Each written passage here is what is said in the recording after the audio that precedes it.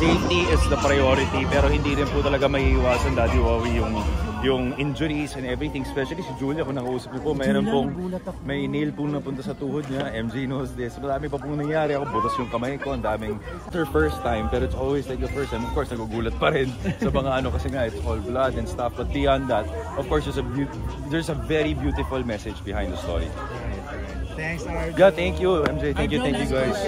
Sa palagay mo, naibigay mo ng 100% ang paggawa mo sa pelikula sa character mo? Siguro po, that's what keeps me going from different roles, no? I never get contented with what I do. So pag napapanood ko, I always just want to do more. And I think I'll stick to that. I always treat myself as a sponge pagdating sa director. You know, you try to absorb, you just don't listen, you hear them. And it's a long process. So I really do give all the respect to every position in the industry, to everyone helping me. Kaya nabuo to. So, one last question again. Saan nagagalang ang hugot mo? Oo nga, galing. Ito sa movie na to. Opo. Hindi ka naman sundalo. Sa opening of the movie, pag napanood po nila, all throughout, Direk would give me time. Kaya chronologically sinut po yan. Because I had to see what was about to happen before riding the journey of getting into the warehouse.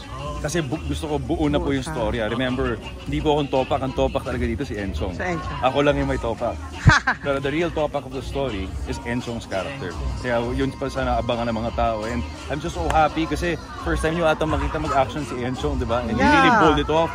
May puso, may angas. Ang lakas ng dating. And it was really a refresher to see Enchong. No? Sabi ko nga, ito ako may topak. But I'm telling the people all the time, you guys have to watch Enchong, you guys have to watch Julia. Kasi sanay naman tayo, Julia's really good. Wala na akong masabi dyan. Kahit naman ang character, hindi naman sa bias aside, she's really a friend. But everyone can agree to that she's really a good actress amongst our generation. No? So, again, so kahit ano ba ito mo. But again, pag sinabing kakaiba, ano ba yung pagkakaiba, di ba? Dito nagmumura siya, dito kung anong ginagawa niya, dito nakipagsapakan siya. She's never done these things, no? And again, Sid has always been a villain as well, but he's always curated and created such a very interesting character. Ako kanina pinapanood ko, sabi ko, ba't ako natatakot? Diba? Because there's always those, it's all sincerity. It's a plug and play. Ang gagaling ng mga artista, ang gagaling ng mga kasama ko. I have nothing to say, and every role was emphasized. Isang eksena man yan. Again, there's no small actors, diba? Small roles. No such thing, no such thing. It's always you trying to do your best and trying to, contribute your piece of the pie, diba? Guys, agree ba kayo sa akin na yung eksena ng dalawa ni Sid, nagbibigayan sila? Sobra. As in. Walang nag-overpower. Pagkalan ni Arjo na for Sid. Pinag-usapan niyo bang dalawa ni Sid? That specific scene? No, hindi po. Sabi ko nga po. Wala? Si Sid, si Julia, si Enchong, I practically just went on the set. And then we just did it. Pag sinabing action, just because, obviously, and then, besides magaling po talaga, it's not that I'm saying, I'm just privileged to be given it. I tell you, it's really different pag magagaling talaga yung kasama niya po. It really makes such a huge difference. And I really think I'm as good as my co-actors. I can only react to what they give. And this is one of the best films for me that I've actually done for a reason that pagdating ko sa set, wala na pa akong iniisip. Yung topa ko nasa sa akin na yun. Yung Miguel, kung ano pinagdaanan niya, nandun na yun. Si Sid, pag sinabing action, he's already there. He's at the peak of that, that yung angas niya, yung he knows he's a cartel, etc. Tapos, but ex-military. Tapos you have si Enchong na nasa yung puso niya. Diba? You show the family side of the military. Pinakita kung paano kami kumain sa gitna ng gera. Ano ba talagang ginagawa. Bits and pieces of all these things. But those are all real things that are happening in real life. From military to PTSD to hindi natin in-expect yung mga krimen na nangyari. I'm sorry to say, sometimes you don't treat it as a crime, you treat it as a problem kuno. Why? Example, yung sa Green Hills po, yung nagwawala po na security. May pinanggagalingan siya. It means his family. He wants to survive. He needs more. He's not well compensated, no? And people have reasons and reactions. Besides that po, we also have one. I forgot about Province. Nalala niyo po yun nandun, yung nagfa-farm, bigla may dumaan sa peripheral niya, tapos bigla niyang binaran na sniper.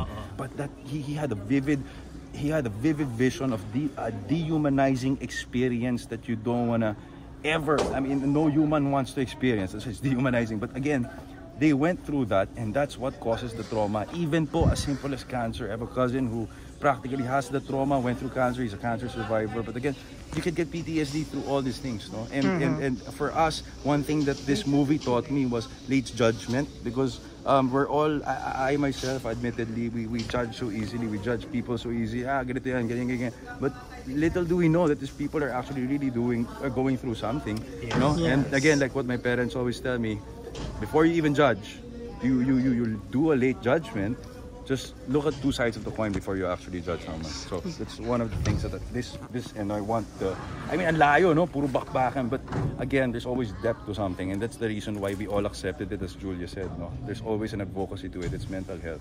And besides the awareness, ang dami na pong level and cases of mental health awareness. But this is our way as actors of, again, story is thought-provoking. It's very powerful. This is our best way to get the message out.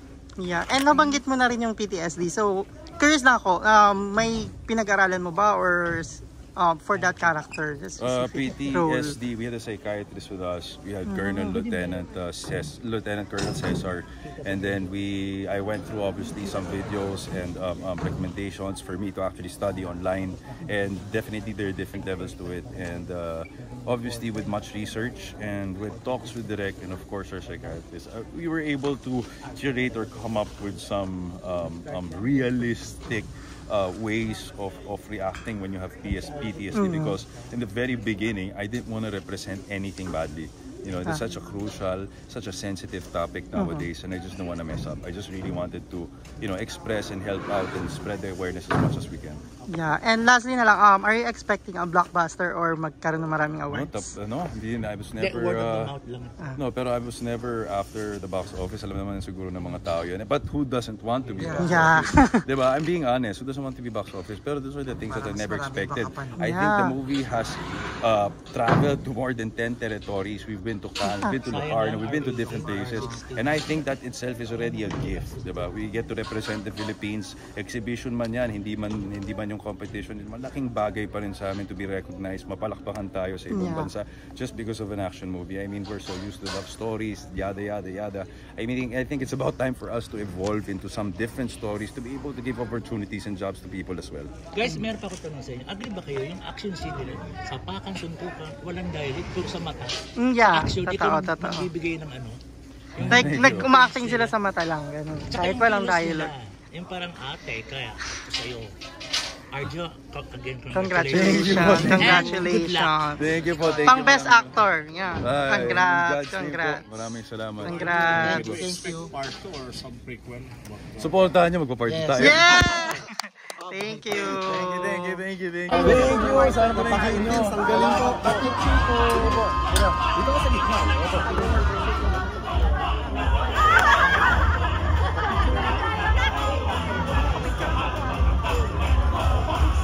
Hindi ako makahingi. Grabe naman po. Wala po ganun. I just really want to enjoy.